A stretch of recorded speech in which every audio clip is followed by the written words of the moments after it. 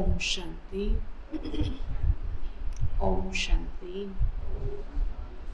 आज है 17 जून 2022 के साकार महावाक्य। आज बाबा बोले, मीठे बच्चे याद में रहे अपने विकर्मों की प्रायश्चित करो।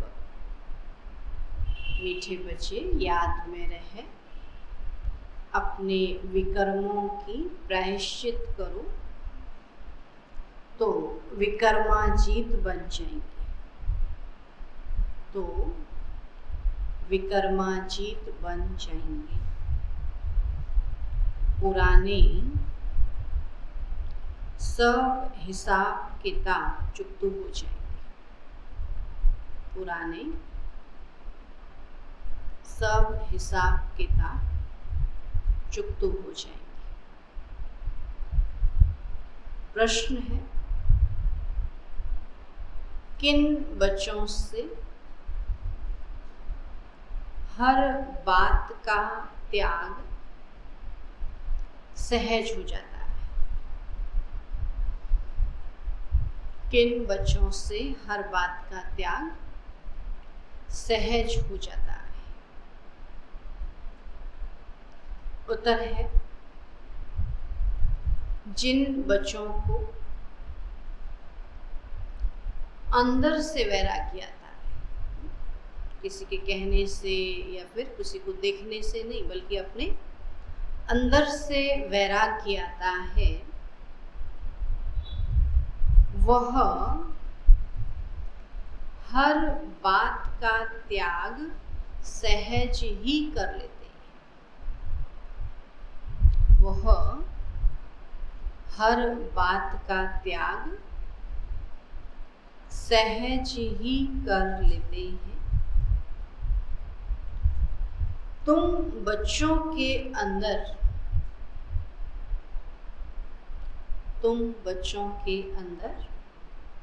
अब यह इच्छाएं नहीं होनी चाहिए। तुम बच्चों के अंदर अब यह इच्छाएं नहीं होनी चाहिए कि यह पहनूं, यह खाऊं, यह करूं। यह पहनूं, यह खाऊं, यह करूं। देह सहित सारी पुरानी दुनिया का ही त्याग करना है। देह सहित सारी पुरानी दुनिया का ही त्याग करना है। बाप आए हैं तुम्हें हथेली पर बहिष्ट देने। बाप आए हैं तुम्हें हथेली पर बहिष्ट देने, तो इस पुरानी दुनिया से बुद्धि योग हट जाना चाहिए। जब स्वर्ग की बादशाही मिलती है तो फिर इस नर्क से दिल क्यों लगानी है ना?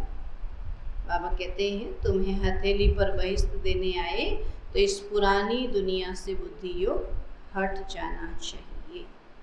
गीत है, माता ओ माता तू सबकी भाग्य विधाता।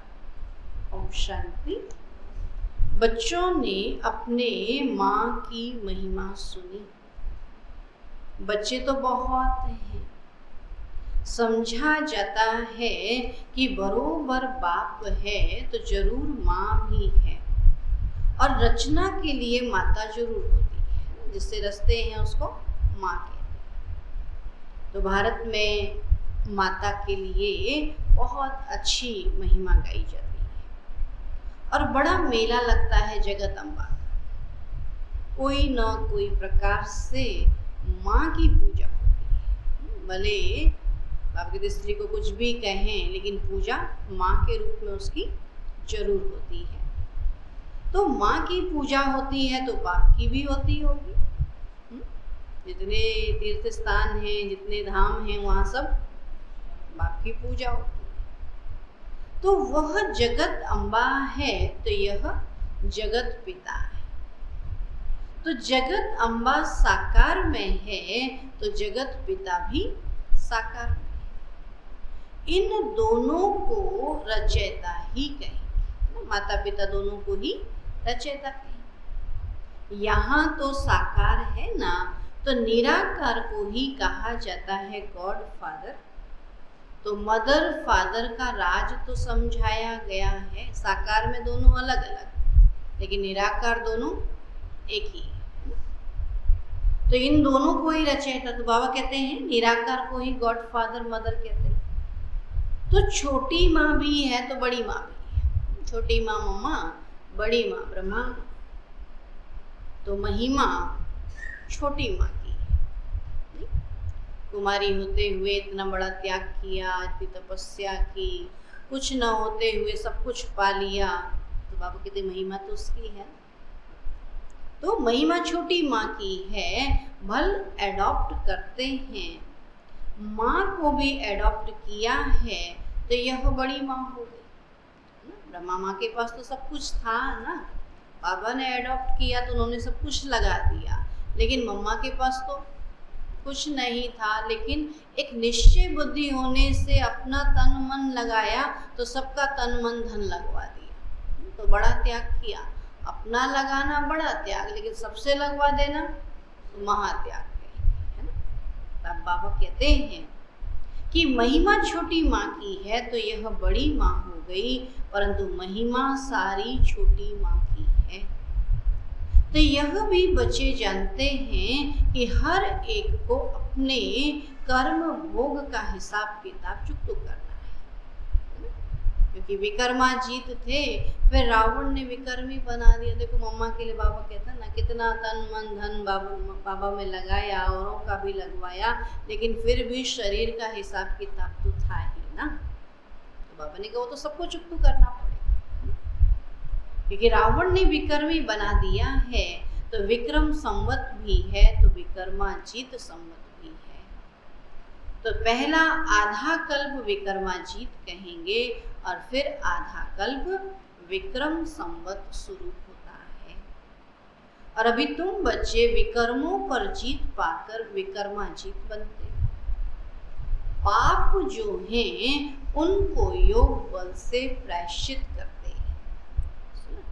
योग बल से अपने पाप कर्मों को अब भस्म करते हैं, अर्थात उसका प्रायश्चित करते हैं। योग कर रहे हैं तो माना प्रायश्चित कर रहे हैं। तो प्रायश्चित होता ही है याद से। जब कोई प्रायश्चित करता है तो क्या करता है? याद में बैठ जाता है और माफी मांगता है, भगवान को याद करता है। तो बाबा कहते हैं हम तो जानते हैं, फिर भी हम याद नहीं करते, तो माना फिर अंत में क्या होगा? रो रो कर प्रायश्चित करेंगे। तो पहले ही याद से प्रायश्चित करो ना। जो बाप समझाते हैं कि बच्चे याद करो तो पापों का प्रायश्चित हो जाएगा, अर्थात कट उतर जाएगी। सिर पर पापों का बोझा बहुत है जन्म जन्मांतर का। तो इस जन्म नहीं किए, पीछे कई जन्म किए ना, तो बाबा कहते उसका बोझा अभी उतारना है। समझाया गया है कि जो नंबर 1 पुण्य आत्मा बनता है वही फिर नंबर 1 पाप आत्मा भी बनता है। सोचो फिर हमने कितने अभी विक्रम भस्म करने, उनको बहुत मेहनत करनी पड़ेगी, क्योंकि शिक्षक बनते हैं सिखाने के लिए, तो जरूर मेहनत करनी पड़ेगी। अगर टीचर को औरों को सिखाना है, टीचर क्या करता है? पढ़ाता है तो पहले खुद पढ़ना पड़े ना, खुद करना पड़े ना, तभी तो सिखाएंगे। अब हम गए, हम तो कुछ करें नहीं और हम आपको सब सिखा देंगे, नहीं ना। तो जरूर मेहनत करनी पड़ेगी ना सिखाने के लिए। तो बीमारी आदि होती है तो अपने ही कर्म कहे जाते हैं। आज दुनिया में कोई बीमार होता है तो वो झाड़ फूक वाले के पास जाएंगे, बोलो देखो तो मेरे को किसी ने क्या कर दिया। अरे मैं बीमार हो रही हूँ तो मेरे ही कहीं कर्मों का हिसाब किताब है, कोई मेरे को क्यों करने कुछ लगा भला। तब बाबा कहते अपने ही कर्म कहे जाते हैं। अनेक जन्मों के विकर्म किए हुए हैं, इस कारण भोगना होती है। इसलिए कभी भी इससे डरना नहीं है। खुशी से पास करना है, क्योंकि अपना ही किया हुआ हिसाब किताब है। प्रायश्चित होना ही है। भी हाथों से जैसे कर्म किए होंगे तो फिर इन हाथों को भोगना पड़ेगा, पैरों से किए तो पैरों को, कानों से, आंखों से, बाबा कहते हर एक का हिसाब किताब है ना। तो अपना ही किया हुआ हिसाब किताब है और प्रायश्चित होना ही है एक बाबा की याद से। जब तक जीना है तब तक तुम बच्चों को ज्ञान अमृत पीना है, योग में रहना है। विक्रम है तभी तो खांसी आदि होती है। कहीं विक्रम किया ना, क्योंकि बाबा को बहुत खांसी थी ना, तो बाबा कहते कहीं विक्रम रहे हुए हैं ना। खुशी होती है कि यहाँ ही सब हिसाब खत्म हो जाएं, रह जाएंगे तो पास विद ऑनर नहीं होंगे। मोचरा खाकर मानी मिले तो भी बेइज्जती है ना। 4 डंडे मार करके 2 रोटी मिले क्या फायदा, बेइज्जती होकर के मिले। बाबा कहते कोई अच्छी बात थोड़ी है। अनेक प्रकार के दुख की भोगना होती है और यहाँ अनेक प्रकार के दुख का पारावार नहीं, और वहां सुख का पारावार नहीं रहता है। तो नाम ही है स्वर्ग, तो क्रिश्चियन लोग कहते हैं हेवन, हेवनली गॉड फादर। इन बातों को तुम जानते हो। निवृत्ति मार्ग वाले सन्यासी तो कह देते हैं कि यह सब काग विष्टा समान सुख है। उनको क्या मेहनत लगती है ना, तो कहते सुख है ही नहीं, मेहनत ही मेहनत है और इस मेहनत को भी छोड़ो, काग विष्टा समान। इस दुनिया में बरोबर ऐसा है, कलयुग में ऐसा है, लेकिन सुख तो सतयुग में है और उन्होंने सतयुग देखा ही नहीं है। तो भल कितना भी किसी को सुख हो, परंतु वह है अल्पकाल का सुख, स्थायी सुख तो बिल्कुल नहीं। इस समय किसी को स्थायी है? बैठे बैठे आपदाएं आ जाती हैं, हार्ट फेल हो जाती है और आत्मा एक शरीर छोड़ दूसरे में जाकर प्रवेश करती है, तो शरीर आपे ही मिट्टी हो जाता है। जानवरों के शरीर फिर भी काम में आते, मनुष्य का काम नहीं आता। कल भी बाबा ने जानवरों से तुलना की, आज भी। कल क्या कहा था बाबा ने? जानवर से हैं?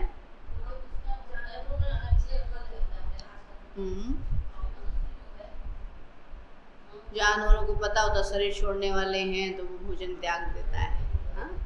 मनुष्य में बाबा ने कहते नहीं भी अकल नहीं है। हाँ? आज भी बाबा कहते कि मनुष्यों के शरीर कोई काम में नहीं आते मरने के बाद, लेकिन जानवर का देखा है ना, उसकी खाल निकाल लेते हैं, चमड़ा काम आता है, उसके मांस को चील कौवे है ना जानवर खाते हैं, उसकी हड्डियों को उठा के ले जाते हैं, तो हड्डियों का भी काम आता है। देखा है ना, कई बार आपने देखा होगा सड़क के किनारे हड्डियां पड़ी और 2 दिन के बाद देखो तो गायब हो जाती है। अभी हड्डियां कहाँ गायब हुई? तो वो भी काम में आती है, उनका चूरा बनाया जाता है ना, सफाई में यूज होता है। तब बाबा कहते हैं कि जानवरों के शरीर भी काम में आते हैं, मनुष्य का काम नहीं आता है, तो तमो प्रधान पतित शरीर कोई काम का नहीं। कौड़ियों मिसल है, देवताओं के शरीर हीरे मिसल हैं, तो देखो उन्हों की कितनी पूजा होती है। तो यह समझ अभी तुम बच्चों को मिली। तो यह है बेहद का बाप जो मोस्ट बिलविड है, जिसको फिर आधा कल्प याद किया है। जो ब्राह्मण बनते हैं वही बाप से वर्षा लेने के हकदार होते हैं ना। ब्राह्मण होंगे तो हक से लेंगे ना कि हम ब्राह्मण हैं बाबा, हमने पूरे नियम धारणाएं की हैं, आपको फॉलो किया है, अभी हमारे को हमारा अधिकार दो, तो हकदार होते हैं। सच्चे ब्राह्मण बहुत प्योर होने चाहिए। सच्चे गीता पाठी को पवित्र तो रहना ही है। वह झूठे गीता पाठी पवित्र नहीं रहते। अब गीता में तो लिखा हुआ है काम महाशत्रु है, फिर खुद गीता सुनाने वाले पवित्र कहाँ रहते हैं? गीता है सर्वशास्त्रमयी शिरोमणि। जितने शास्त्र सब में बाबा कहते ऊंची गीता है, जिससे बाप ने कौड़ी से हीरे तुल्य बनाया है, तो यह भी तुम समझते हो।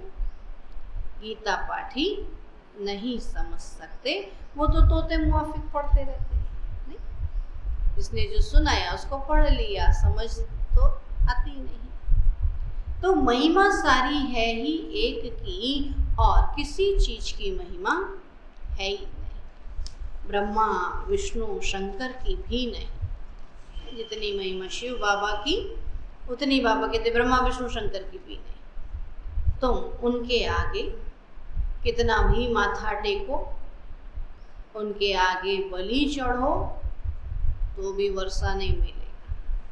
सुना? आज तक सुना कभी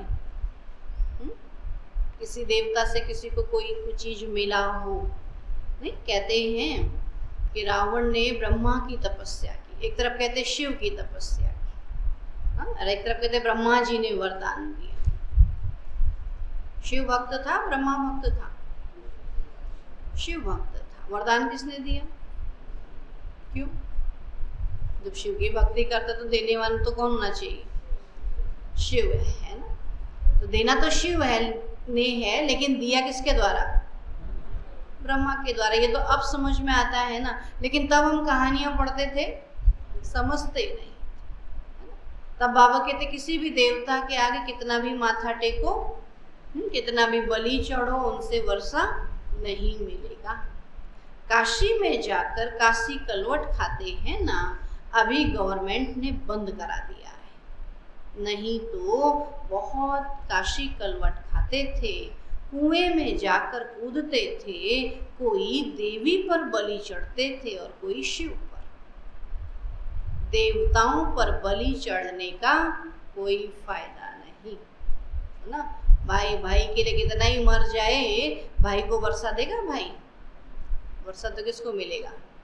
अपने ही बच्चे को मिलेगा और बाप से ही मिलेगा। तब बाबा कहते कि देवताएं भी तो आपस में क्या हैं फिर? भाई भाई है। तो देवताओं पर बलि चढ़ने का कोई फायदा नहीं। अपने पहाड़ों में तो पूरा टाइम क्या कहते हैं? फिर कहते मानता ही नहीं। अभी जब बाबा कहता मानेगा ही नहीं, तो फिर फायदा क्या बलि चढ़ाने से? तो बलि चढ़ाना तो क्या अपनी मन की संतुष्टता है। फिर कहते हमने इतनी बलियां चढ़ा दी हैं और निकल आते हैं। वो तो निकलेंगे ही भाई। जब एक को हिस्सा मिलेगा तो दूसरे हिस्सेदार भी तो आ जाएंगे कि इसका हिस्सा दे दिया, मेरा हिस्सा भी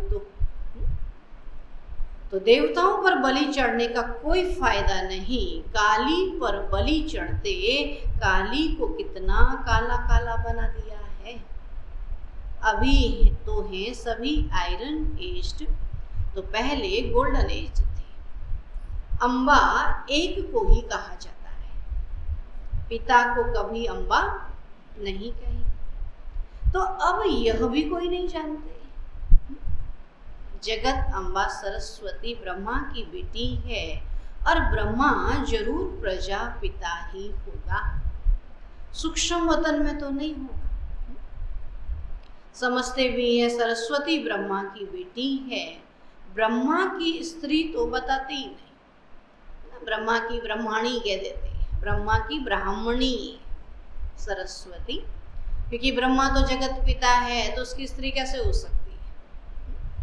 तब आपके तो उसके तो सब बच्चे हैं ना। जैसे शिव के सब बच्चे हैं, ऐसे ब्रह्मा के भी सब बच्चे हैं, तो उनकी स्त्री तो हो ही नहीं सकती।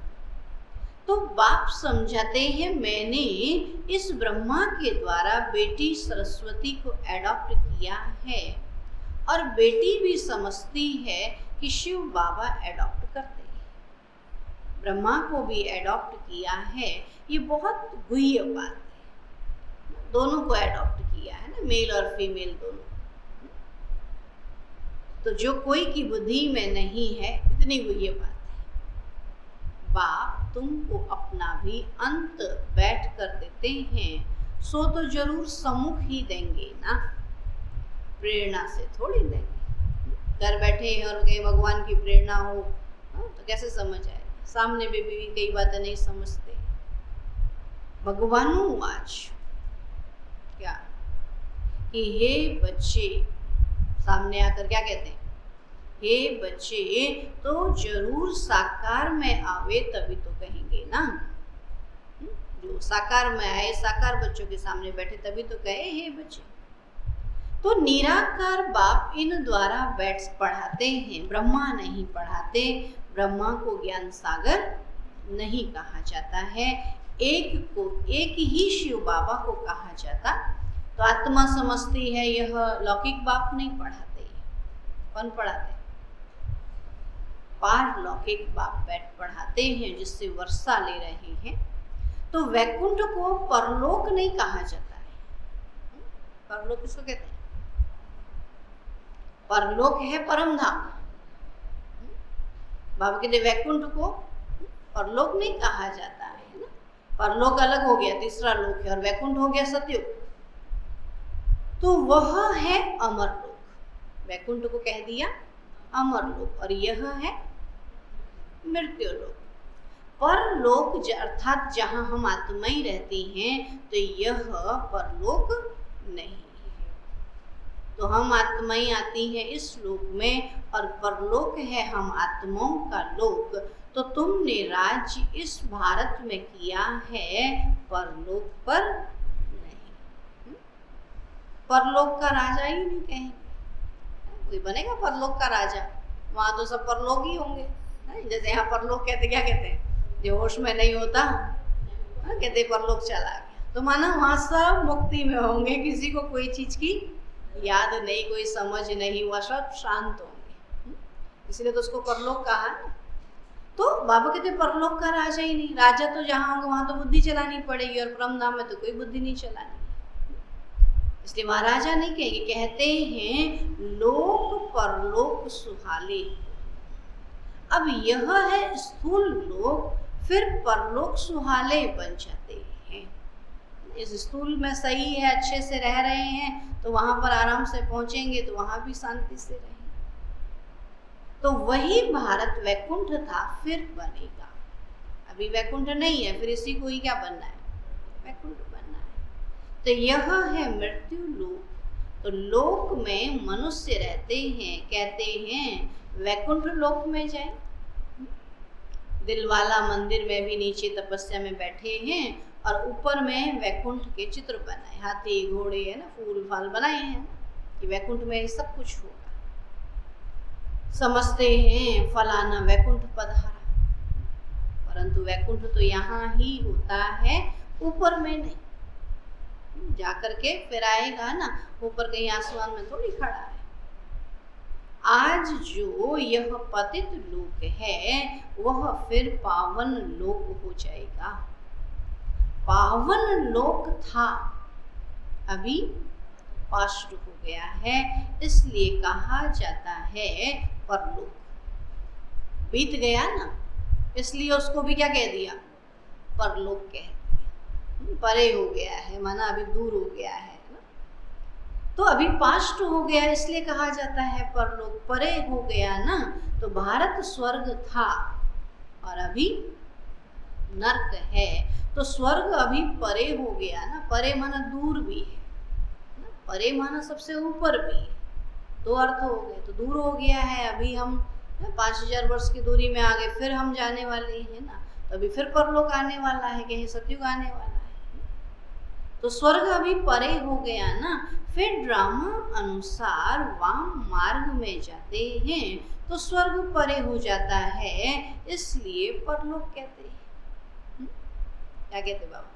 कि वाम मार्ग में द्वापर में चले जाते हैं, तो वहां से विकारों में चले गए, तो स्वर्ग जो सतयुग है वो क्या हो जाएगा? फिर परे हो जाएगा, दूर हो जाएगा, तो फिर परलोक कहते हैं। इसलिए स्वर्ग को भी परलोक कह देते हैं। तो अभी तुम कहते हो कि हम यहाँ आकर नई दुनिया में फिर से अपना राज्य भाग्य करेंगे। तो हर एक अपने लिए पुरुषार्थ करते हैं, या किसी दूसरे के लिए कर रहे हैं? हाँ, आज कई लोग सोचते ना हम इसके लिए कर रहे हैं ना। कई पुराने बाबा के बच्चे हो जाते हैं जो बहुत सेवा करते हैं, तो हम क्या कहते हैं? हम तो औरों के लिए सेवा कर रहे हैं। कोई किसी के लिए कुछ भी नहीं करता है, क्योंकि जो करेगा है ना, चाहे कितना ही पुराना हो जाए। तो इसलिए हर एक अपने लिए पुरुषार्थ करते हैं, है ना। इसलिए कोई किसी पर एहसान नहीं रखे कि हम इसके लिए कर रहे हैं। योग लगा रहे हैं या ज्ञान सुना रहे हैं या कोर्स करा रहे हैं, क्लास करा रहे हैं, सब अपने लिए।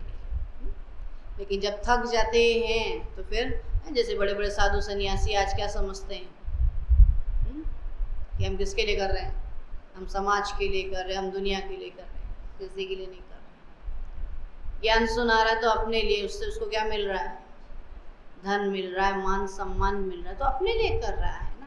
नहीं करे तो देखो अभी क्या मिले, कुछ नहीं। व्यक्ति नौकरी कर रहा है तो किसके लिए, अपने लिए। वो अपने बच्चों पर धौंस जमाता है, मैं तुम्हारे लिए कर रहा हूँ, उनके लिए कर रहा है, कोई नहीं कर रहा है। तो मर जाएगा तो भी उसका मिल ही जाएगा बच्चों को। तो इसलिए हर एक अपने लिए पुरुषार्थ कर रहा है ना। तब बाबा कहते जो जैसा करेगा फिर वैसा फल पाएगा। तो जो करेगा सो पाएगा, सब तो नहीं करेंगे। पीछे भी एक ने बोला कि सब ऐसे ही ब्रह्मा कुमारी बन जाए तो दुनिया कैसे चले, सब आपके जैसे बन जाए तो दुनिया कैसे चले, ऐसे दुनिया वाले कहते हैं ना, तो सब बन जाएंगे। तो पीछे भी एक माता जी कहती है सब बन जाएंगे तो कैसे होगा, कैसे दुनिया चलेगी। तो मैंने कहा दुनिया का ठेका हमारा कि उसका, किसका ठेका है, बाबा का। बाबा जाने। तो बाबा कहता है पवित्र बनो तो बनो ना, कैसे दुनिया चलेगी, वो चलाएगा। फिर मैंने कहा देखो खेतों में बीज बोते हैं, इतनी फसल निकलती है तो सारा बीज रख देते हैं, बोने के लिए रख देते हैं सारा बीज, कितना थोड़ा सा जो अच्छा अच्छा है, साफ सुथरा है, वही बीज रखते। तो बाबा भी तो कितनों को बनाएगा, इतने बीज में से अच्छे अच्छे बीजों को छांट रहा है। तो खुशकिस्मती है कि भगवान ने हमको अच्छा समझा है, हमको इस लायक समझा है, हमको वो सतयुग में ले जाने इस लायक समझा। तो कितने भाग्यशाली है। फिर हमको नशा चढ़ जाता है कि हमारे जैसा अच्छा तो कोई है ही नहीं। अरे हमारे जैसे सब हैं, लेकिन भगवान हमको बना रहा है, हम इस लायक हैं, तो अपनी खुशकिस्मती है कि हमको वो बना रहा है। तो हम नहीं कर रहे हैं, वो हमको बना रहा है, वो हमको पढ़ा रहा है। तब बाबा कहते हैं जो करेगा सो पाएगा, सब तो नहीं करेंगे। देखते देखते कितने आए कितने चले गए, थक जाते हैं, बोला हम नहीं कर सकते हैं। और जो चलता रहेगा तो वही बनेगा ना। बाबा क्या कहता है, जब तक जीना है तब तक अमृत पीना है। और जीते जीते ही कई बार भाग लेते। बोला हम इतने साल पहले गए थे। बोला आप कहाँ गए, फिर कहाँ जाएंगे, आना तो यही है। तो बीच का गैप कैसे भरेगा, फिर वो मार से भरेगा, भरेगा कि नहीं भरेगा। स्कूलों में भी होता है ना, बीच का गैप कैसे भरेंगे, कम नंबर हो जाएंगे या फिर मार पड़ेगी। तो ऐसे ही बाबा कहते हैं आना तो यही है, तो फिर गैप दे ही क्यों रहे। तो जो पढ़ेगा लिखेगा वो होगा वैकुंठ का नवाब, अर्थात मालिक बनेंगे ना। तुम इस सृष्टि को सोने का बनाते हो, कहते हैं ना द्वारिका सोने की थी, फिर समुद्र के नीचे चली गई, कोई बैठी तो नहीं है जो निकालेंगे। भारत स्वर्ग था, देवताएं राज्य करते थे, अभी तो कुछ नहीं। फिर सब कुछ सोने का बनाना पड़ेगा, ऐसे नहीं कि वहां सोने के महल निकालने से निकल आएंगे। सब कुछ बनाने पड़ेंगे ना। अब क्या कहता है, अभी हम मॉडल तैयार कर रहे हैं, जो भी घर हमने बनाई है मॉडल है, इस सतयुग में कैसा बनाएंगे। तभी सतयुग का मॉडल बनाओ, यहाँ के मॉडल तो बना दिए। तब बाबा कहते हैं कि वहां भी सब कुछ बनाने पड़ेंगे। इसे कहते हैं बिना मरे मेहनत करनी पड़ेगी ना। स्वर्ग में भी नशा होना चाहिए कि हम प्रिंस प्रिंसेस बन रहे हैं। यह प्रिंस प्रिंसेस बनने की कॉलेज है। थोड़ा सा खाना बनाना पड़ता है, इतनी जान आफत में आ जाती है। और अभी तो क्या बनाना है, अपनी राजधानी बनानी, तो क्या सहज बन जाएगी। कलयुग की राजधानी बनाने में कितनी मेहनत है, तो क्या सतयुग के बनाने में मेहनत नहीं होगी। ये लोहे की बनाने में इतनी मेहनत है, तो सोचो सोने की बनाने में कितनी मेहनत होगी। और वो है सूक्ष्म मेहनत, ये है स्थूल मेहनत, है ना। तब बाबा कहते हैं कि यह प्रिंस प्रिंसेस बनने की पढ़ने की कॉलेज है, तो तुम राजाई के लिए पढ़ रहे हो और वो पास्ट जन्म में दान पुण्य करने से राजा के घर में जन्म ले प्रिंस बने, तो वह कॉलेज कितनी अच्छी होगी जहाँ प्रिंस प्रिंसेस बनते होंगे। हम सब क्या हैं, प्रिंस प्रिंसेस बनने वाले हैं ना। कितने अच्छे कोच आदि होंगे, टीचर के लिए भी अच्छा कोच होगा। जहाँ राजकुमार राजकुमारियाँ पढ़ती होंगी, यहाँ तो साधारण रीति बाबा पढ़ाता है ना, लेकिन सतयुग में कितना अच्छा होगा। सतयुग त्रेता में जो प्रिंस प्रिंसेस होंगे उन्हों का कॉलेज कितना अच्छा होगा। कॉलेज में तो जाते होंगे ना। आज के कॉलेज कैसे है? अब आपके सतयुग में कैसे होंगे? भाषा तो सीखेंगे ना। नहीं, हमारे समय के कॉलेज और अभी के समय के कॉलेज में फर्क हो गया तो सोचो फिर सतयुग में कैसा होगा। आज के बड़े बूढ़े जमीन में बैठ जाते हैं, लेकिन आज के बच्चे, उनको जमीन में बैठना ही नहीं आता है। वो सीधे जमीन में बैठेंगे तो लेट ही जाएंगे, बैठेंगे नहीं। उनको पालती मार के बैठा ही नहीं जाता है, क्योंकि उन्होंने सीखा ही नहीं है। वो तो हमेशा कहाँ बैठते हैं, कुर्सी में बैठते हैं। कुर्सी में बैठते हैं या बिस्तर में लेट जाते हैं। उनने पालती मार के बैठना सीखा है? आज बच्चों को खिला के देखो पालती मार के बैठना। वो डाइनिंग में बैठते हैं तो क्या जाने पालती मार के कैसे बैठते हैं। तो सोचो सतयुग में क्या नहीं होगा, कितने ठाठ होंगे। तो कॉलेज में तो जाते होंगे ना, भाषा तो सीखेंगे ना। उन सतयुगी प्रिंस प्रिंसेस का कॉलेज और द्वापर के विकारी प्रिंस प्रिंसेस का कॉलेज देखो, और तुम प्रिंस प्रिंसेस बनने वालों का कॉलेज देखो, कैसा साधारण है। सबके कॉलेजों का अंतर देखो। बाबा कहते 3 पैर पृथ्वी भी नहीं मिलती है। अभी पढ़ने के लिए 3 पैर पृथ्वी भी नहीं मिलता। अब तो बाबा के फिर भी बहुत सारे घर बन गए हैं ना, और जहाँ किराए पे रहते थे इतने कमरे होते थे, और 30-30, 35-35 लोग कमरे में बैठते थे। इतने नज़दीक में इतना भी कमरा नहीं होता था, ये भी बहुत बड़ा है। और नज़दीक करके 30-35 लोग बैठते थे। मुझे याद है जब हम लोग भोलानाथ बगीचे में सेंटर में सेवा करते थे ना, वहीं रात में सोते थे, वहीं कपड़े सूखते थे। बरसात के दिनों में तो बहुत मेहनत होती थी, और वहीं क्लास होता था। तो सब कुछ हम कहते अभी ये डाइनिंग है, अभी हमारा क्लासरूम है, अभी हमारा बेडरूम है ना, अभी कपड़े सुना, सब कुछ उसी में होता था। तो एक बार इतनी क्लास हो गई कि एक क्लास पूरी हुई और दूसरी क्लास को कहा बाहर इंतजार करो, अभी ये सब घर चले जाएंगे फिर तुम्हारी क्लास कराएंगे। तो 30 लोग एक बार बैठे, 30 लोग दूसरी बार बैठे, इतना सा छोटा रूम। और आज तो बाबा के इतने बड़े बड़े हॉल हो गए, फिर भी हम कहते छोटे हो गए। इतनी दूर दूर बैठते, टच नहीं करते हैं। पहले तो कैसे बैठते थे, ऐसे पैरों को उकड़ करके बैठते थे, पालती मारने की भी जगह नहीं होती थी। तब बाबा कहते हैं 3 पैर पृथ्वी भी नहीं मिलती। और कई जगह तो ऐसे सेंटर हुए कि हर साल सेंटर का जो स्थान है वो चेंज होता था, देते ही नहीं थे किराए पे।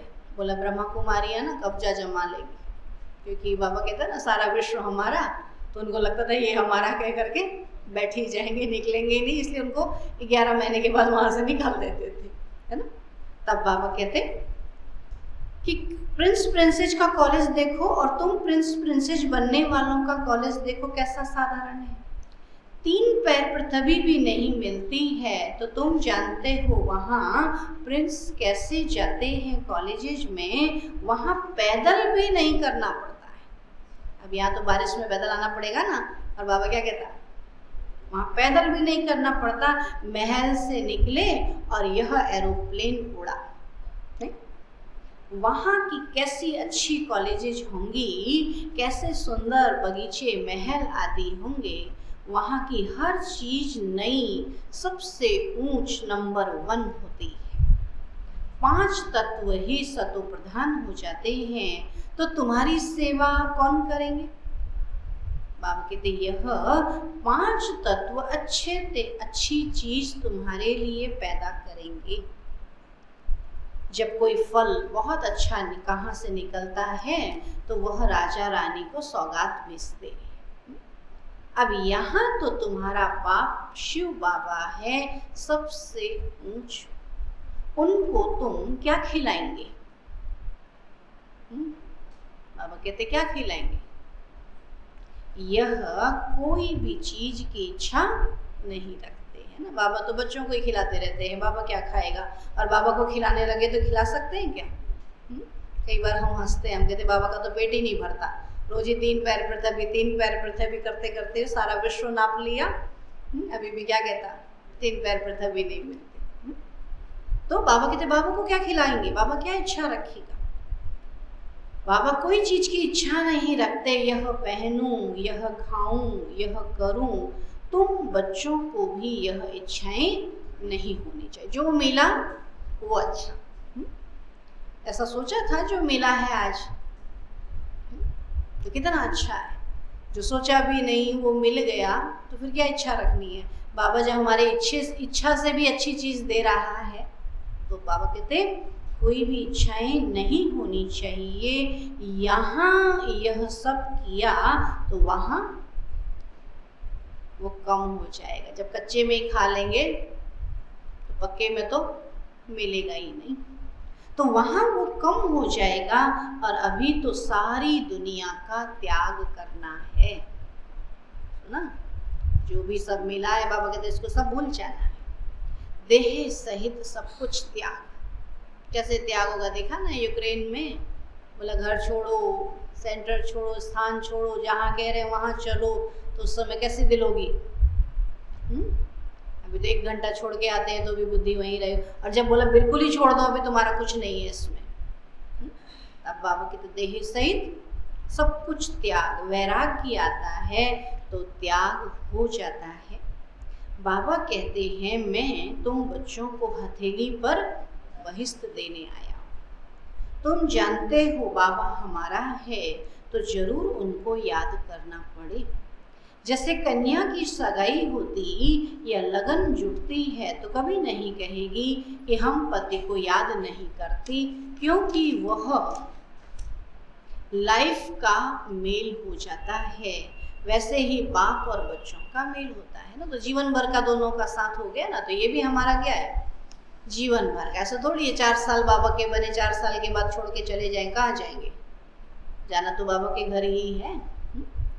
तो ये बाबा और बच्चों का मेल होता, परंतु माया भुला देती है। अगर हम भूल जाते हैं तो माना अभी क्या है हमारे अंदर में माया। वैसे कहेंगे नहीं नहीं हमारे अंदर कोई माया नहीं, हम तो सब ज्ञान बाबा को याद करते हैं, लेकिन छोड़कर घर बैठे हैं तो माना क्या है माया। बाबा कहते हैं मुझे याद करो और वर्षे को याद करो, इसमें मुक्ति जीवन मुक्ति आ जाती है। फिर तुमसे यह भूल क्यों जाता है। इसमें है बुद्धि का काम, जबान से कुछ भी बोलना नहीं होता है और निश्चय करना है। हम जानते हैं पवित्र रह पवित्र दुनिया का वर्षा लेंगे। इसमें समझने की बात है, बोलने की बात नहीं। हम बाबा के बने हैं, मुझसे बोलना है या दिखना चाहिए, दिखना चाहिए। हम बाबा के हैं कहने की जरूरत ही क्या है। ये तो वही कहते हैं ना जो बिल्कुल कहना नहीं मानते, उनको मिलो बहुत दिनों को बोले हम तो बाबा को याद करते हैं, बस क्या करें आ नहीं सकते। हो सकता है ऐसा नहीं हो सकता। तब बाबा कहते हैं बोलने की बात नहीं है, हम बाबा के बने हैं। शिव बाबा पतितों को पावन बनाने वाला है, कहते हैं मुझे याद करते रहो। इसका अर्थ ही है मन मनाओ। उन्होंने फिर कृष्ण भगवानु आज लिख दिया है, तो पतित पावन तो एक ही है। तो सर्व का सदगति दाता एक को ही याद करना है। कहते हैं मुझ एक बात को भूलने के कारण कितनों को याद करते रहते हो। अभी तुम मुझे याद करो तो विक्रमाजीत राजा बन जाएंगे। तो विक्रमाजीत राजा और विक्रमी राजा का फर्क भी बताया ना। पूज्य से पुजारी बन जाते, नीचे आना ही है। वैश्य वंश से फिर शूद्र वंश। वैश्य वंशी बनना माना वाम मार्ग में आना। तो हिस्ट्री ज्योग्राफी तो सारी बुद्धि में है। इस पर कहानियां भी बहुत हैं, वहाँ मोह की भी बात नहीं रहती है। बच्चे आदि बहुत मौज में रहते हैं, ऑटोमेटिक अच्छी रीति पलते हैं। यहाँ तो बच्चे भी परेशान तो माँ बाप भी परेशान नहीं, लेकिन वहाँ सब मौज में रहते हैं। बाबा कहते दास दासियां तो आगे रहते ही हैं, तो अपनी तकदीर को देखो कि हम ऐसी कॉलेज में बैठे हैं जहां हम भविष्य में प्रिंस प्रिंसेस बनते हैं। फर्क तो जानते हो ना, वो कलयुगी प्रिंस प्रिंसेस और वो सतयुगी प्रिंस प्रिंसेस, वो महाराजा महारानी और वो राजा रानी। बहुतों के नाम भी हैं, लक्ष्मी नारायण, राधे कृष्ण। फिर उन लक्ष्मी नारायण और राधे कृष्ण की पूजा क्यों करते? इस दुनिया में भी तो राधे कृष्ण हैं, अब इन्हों की क्यों नहीं करते, उन्हों की क्यों करते हैं? नाम तो एक ही है ना। हाँ, वह स्वर्ग के मालिक थे, है ना, वो सर्वगुण संपन्न थे, संपूर्ण निर्विकारी थे, इसलिए उनकी पूजा। तो अभी तुम जानते हो कि यह नॉलेज शास्त्रों में नहीं है। अभी तुम समझ गए हो कि यज्ञ तप दान पुण्य आदि में कोई सार नहीं है, विस्तार बहुत है, सार कुछ भी नहीं। जब पता ही नहीं हम किस लिए कर रहे हैं, क्या मिलने वाला है, किसको याद कर रहे हैं, तो क्या सार है? देखा देखी कर रहे हैं, बेड़ चाल है ना।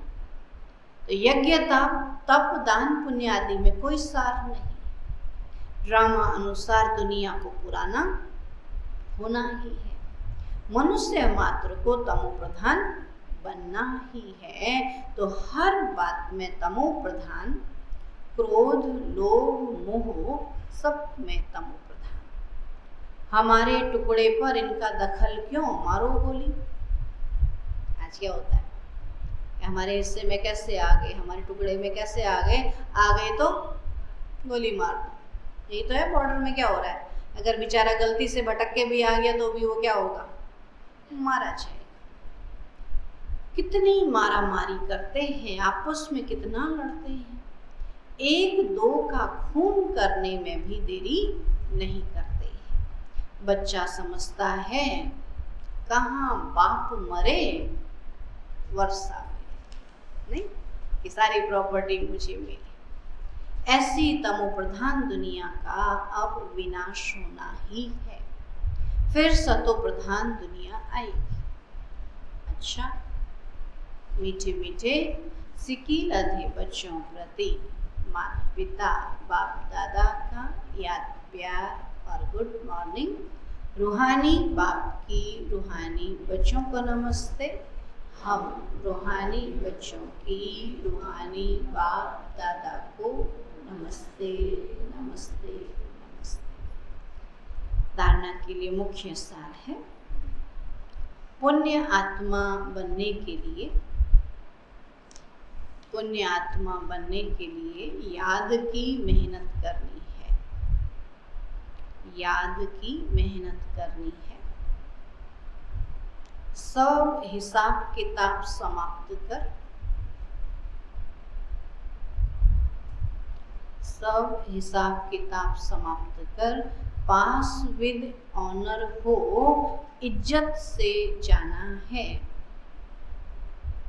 इसलिए कर्म भोग से डरना नहीं, पास विद ऑनर हो इज्जत से जाना है, इसलिए कर्म भोग से डरना नहीं है। कर्म भोग अर्थात बीमारी से।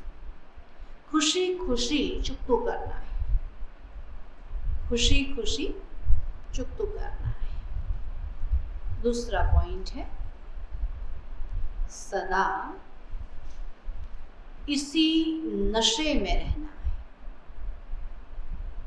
सदा इसी नशे में रहना है कि हम भविष्य प्रिंस प्रिंसेस बन रहे हैं, कि हम भविष्य प्रिंस प्रिंसेस बन रहे हैं। यह है प्रिंस प्रिंसेस बनने की कॉलेज, यह है प्रिंस प्रिंसेस बनने की कॉलेज। वरदान है, अचल स्थिति द्वारा मास्टर दाता बनने वाले विश्व कल्याणकारी भव। अचल स्थिति द्वारा मास्टर दाता बनने वाले विश्व कल्याणकारी भव। बाबा कहते हैं जो अचल स्थिति वाले हैं, उनके अंदर यही शुभ भावना, शुभ कामना उत्पन्न होती है कि ये भी अचल हो जाए, हलचल में ना आए, ये भी अचल हो जाएं। तो अचल स्थिति वालों का विशेष गुण होगा रहम दिल। हर आत्मा के प्रति सदा दातापन की भावना होगी। उनका विशेष टाइटल ही है विश्व कल्याणकारी। उनके अंदर किसी भी आत्मा के प्रति घृणा भाव, द्वेष भाव, ईर्ष्या भाव या ग्लानि का भाव उत्पन्न नहीं हो सकता। सदा ही कल्याण का भाव होगा। स्लोगन है, शांति की शक्ति ही अन्य के क्रोध अग्नि को बुझाने का साधन है। शांति की शक्ति ही अन्य के क्रोध अग्नि को बुझाने का साधन है ना। एक क्रोध करे और दूसरा शांत हो जाए तो क्या होगा? क्रोध अग्नि बुझ जाएगी। इसलिए शांति की शक्ति ही अन्य के क्रोध अग्नि को बुझाने का साधन है। आज का अव्यक्त इशारा है, सेल्फ रियलाइजेशन का